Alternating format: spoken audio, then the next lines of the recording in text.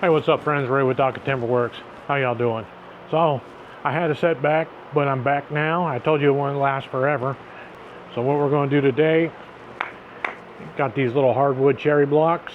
They're 3x3 by 4, and I know my son don't want to think about it right now, but school's going to be coming back and around the corner. I'm thinking these would be the cool size for some little, what would you call them? Pencil pots. So we'll give these a shot. I'm not much of a spindle turner, but it's time to start practicing that art. So, all right, thanks. Stick around, check it out, and see what y'all think. All right, so what we want to do is we want to find the center on these, or the center enough. They're rough sawn, so they're not exact.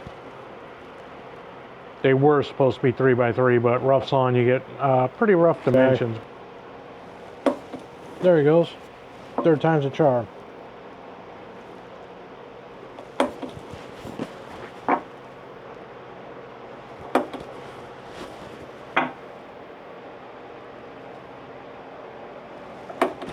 Okay. So we got a little step drive.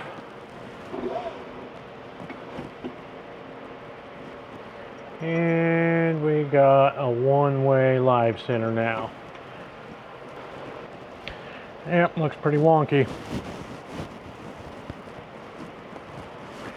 That doesn't look anywhere close.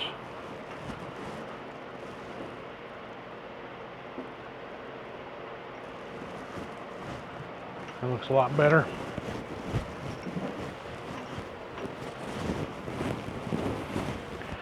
Okay, way down. All right, friends, first things first, I got to apologize for this camera angle. I didn't really test it out before, and I get a lot of shoulder in here, and I had to edit quite a bit out.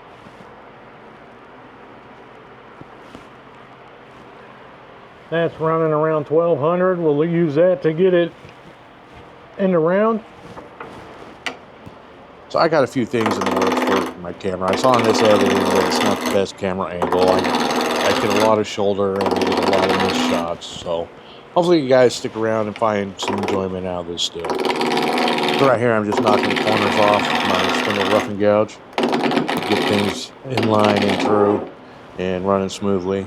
I don't use the stem sitter that often, and I just picked one up. So, you know, I didn't crank the wheel down maybe as hard as I should, and I just adjust things on the fly. So lately I've been kind of fascinated with ingrain turnings, and I want to get better at that. This is my first little pot that I've done, and it's kind of like an unlidded box, if you will. And this was fun. I stumbled across, this a lot, but I learned a lot of lessons. I learned a lot of lessons throughout this, and hopefully I improve, and each one of these gets a little bit faster, and I learn more and more. And I mean, I do pretty good on the outside. It's kind of hard to mess up turning something into a cylinder.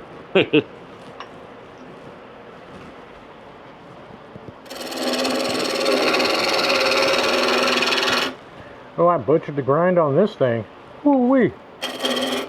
Yeah, I really don't know what I did right there. I think I was trying to sharpen like the tips, get those nice and squared and even. And I put almost like a hook beak like you would at the nose of your gouge. From staying in one spot too long, I put it on a rough and gouge. I've never seen that one before. Yeah, that's pretty ugly. And this boy right here, this is what I want to get good at. This is why I'm really awkward with the skew, but it seems like the most fundamental turning tool there is, and that you need to learn and be good with, or proficient with at least, bare minimum. Maybe y'all can help me out with what I'm doing wrong here, but I feel really comfortable moving to the headstock, but incredibly awkward moving towards the tailstock. I struggle with it. I fumble with it. I can't really figure it out. Everything just feels awkward.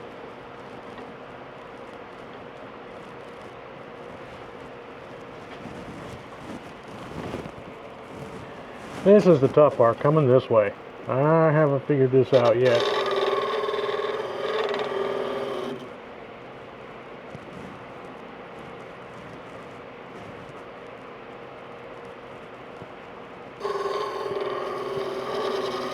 And right there, I can tell I'm not getting proper tool support, so I'm getting chattering very near a catch.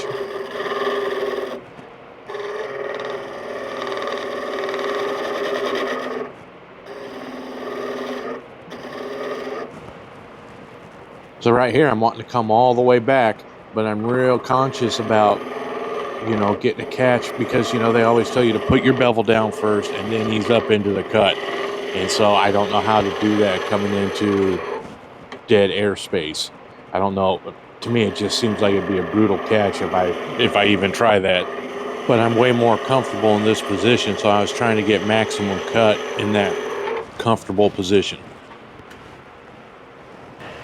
Yeah, so it looks like we got a knot here. So I guess we'll make that side the tenon. Oh, what? Okay, so I forgot to drop the rest a little bit from riding high with the skew, and then this is a brand new tool from Crown. It's a diamond feeding parting tool, and then of course it didn't come very sharp.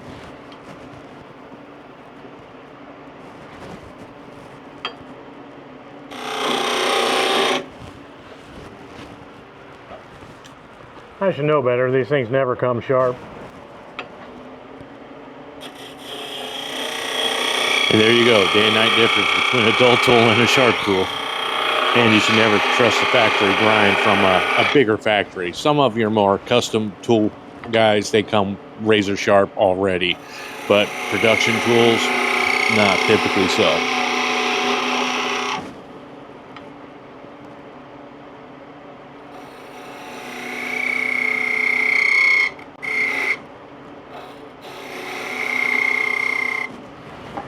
Can we pull it off?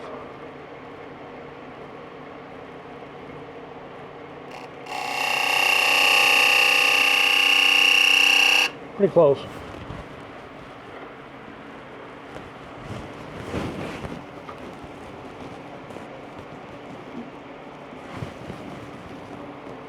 It's turning out to be a good tool, though. I think I really like it. It has a different clearance than a standard parting tool, this being a diamond profiled one. You know, it kind of gives you the relief cut already built in because the tip flares out with the diamond cross section in the steel. Not really sure where I should go from here. It's kind of hard for me to explain it. To be honest.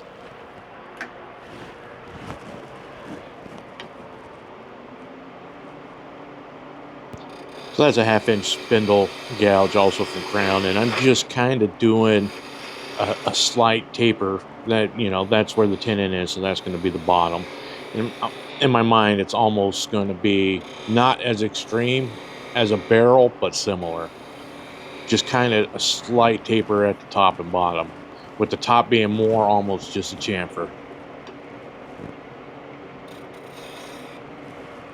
I know this, my son really likes the burn lines, and since this one's going to be for him,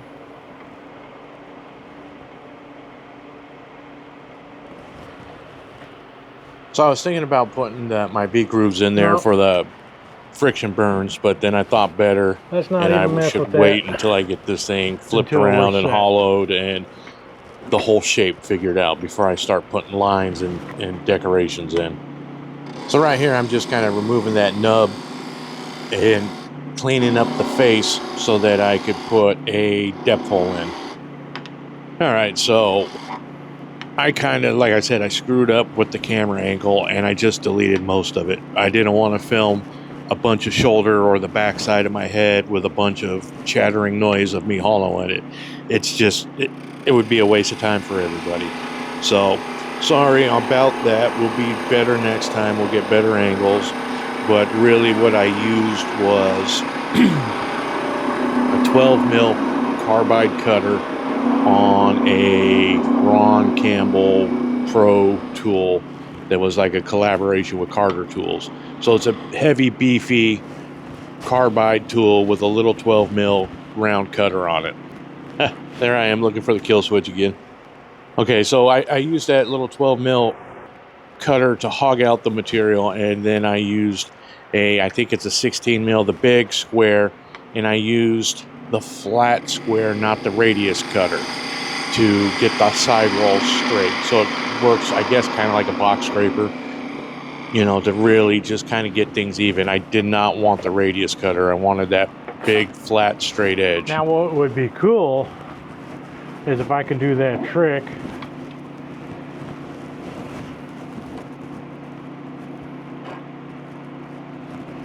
with the spindle and so I had gouge. a little 3/8 or 1/4 inch spindle gouge, just a little guy, and I just kind of pushed it in like you would a drill, and I used that as a starting point for the hollowing and as the depth guide for the bottom of the box. Let's see what we do.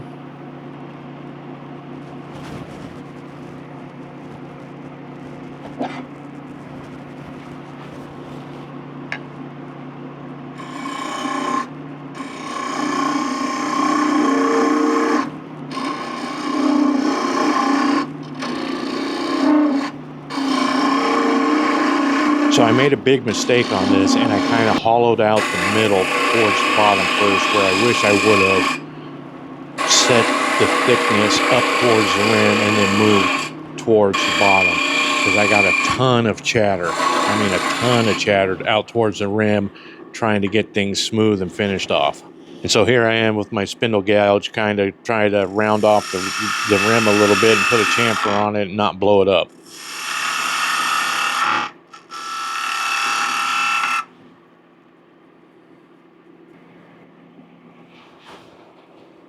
This here was also a huge mistake. I don't know what possessed me to try and do one final pass on the outside of this thing once it was already hollowed. But out towards the rim, I get some chatter, and it really kind of messed up the finish, and I don't catch it. I don't catch that I had a little bit of tear out and that chatter tooling marks till after I sanded and applied finish. I totally missed it. So, I don't know. You know, it's lessons learned. It's my first kind of pot box type thing, and I learned a lot from it. Right here. Right here. You get a bunch of chatter, and it's just ugly. And it was unnecessary.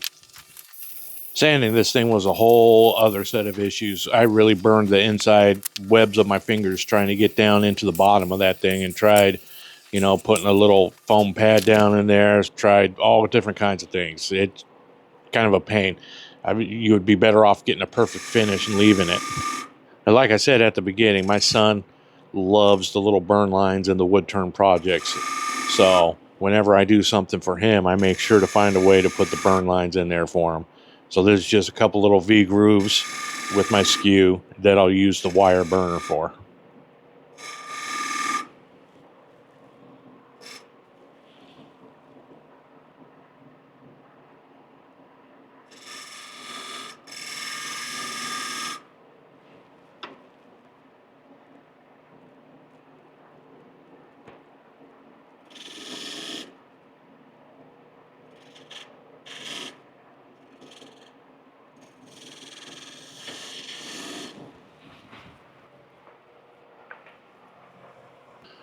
All right, friends, check that out. The second you hit that cherry with a little bit of oil, it goes from that pink bubblegum looking stuff to just a beautiful, beautiful wood. I love cherry. Can't get enough of it. Can't turn enough of it. It's great stuff.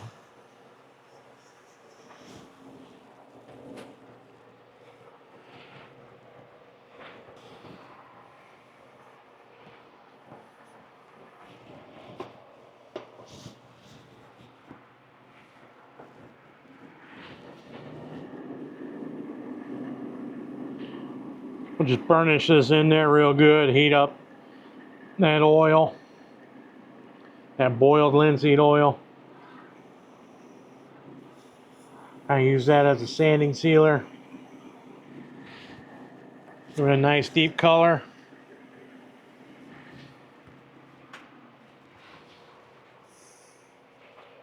Yep. Cherry is some beautiful stuff.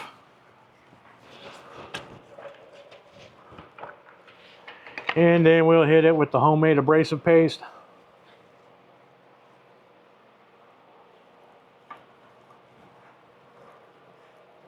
This is just beeswax, mineral oil, and some diatomaceous earth. Nice little cocktail.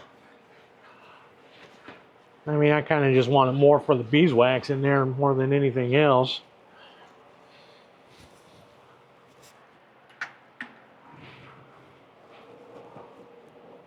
Yeah, I'm saying that I want it for the beeswax because once you cut it with your mineral oil, the wax becomes way easier to work and move. And, you know, the abrasive grit is just a bonus. It smooths out any scratches you have and just steps your finish up that little bit, you know, that little bit extra. It's really good stuff, and it's cheap and easy to make. Or you could just buy the stuff. I use Yorkshire grit all the time. I love that stuff. I use the Yorkshire grit original and the Yorkshire grit microfine for like really artistic looking pieces, and I think it works fantastic.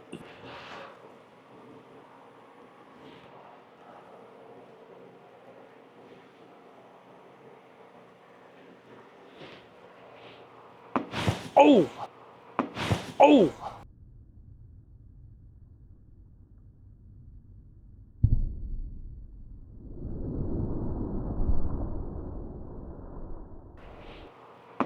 Oh!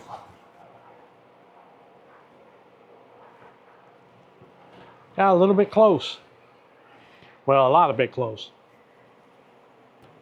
Sorry, guys, I love adding that stuff in there, or actually keeping it in there, you know, not editing it out. You know, if you can't laugh at yourself, who can you laugh at, right?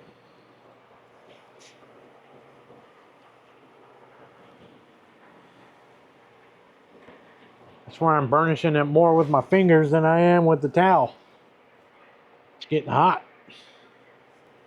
The piece is just long enough where, like, it's just at the tip of my fingers to try and reach at the bottom, and I burn the web of my fingers in there a lot during the sanding and the burnishing process right here.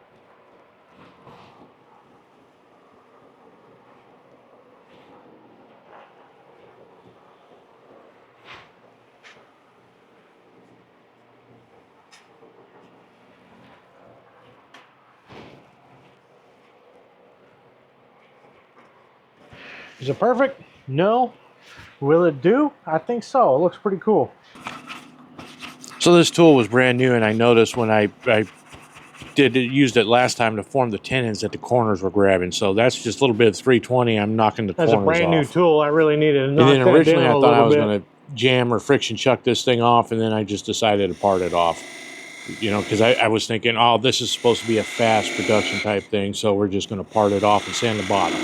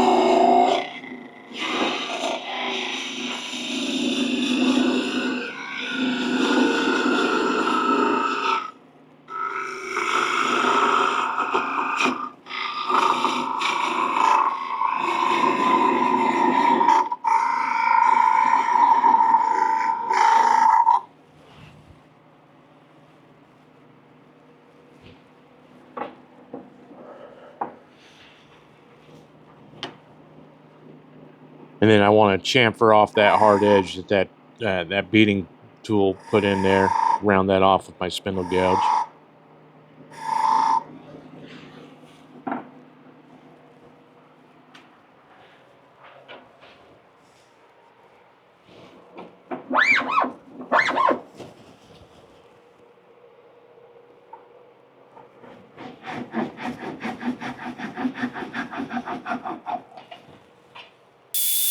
All right, friends, thanks for sticking around and watching this. You know, if you got any enjoyment out of it, please give me a like and a subscribe. We're trying to grow the channel. I'm trying to grow both my channels, but I'm trying to focus this one on wood turning, and I'll let the other one be more chainsaws and barbecue type stuff because, I don't know, the way the algorithm works, it seems like it's really pushing my original channel towards that direction. So I'll keep this one wood turning and kind of put more of my wood turning stuff on this channel.